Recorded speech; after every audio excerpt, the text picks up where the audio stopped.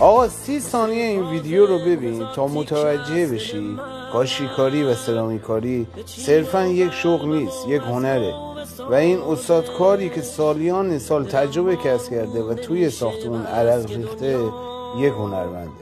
و در آخر این ویدیو اگر خوشت اومد لایک فراموش نشه.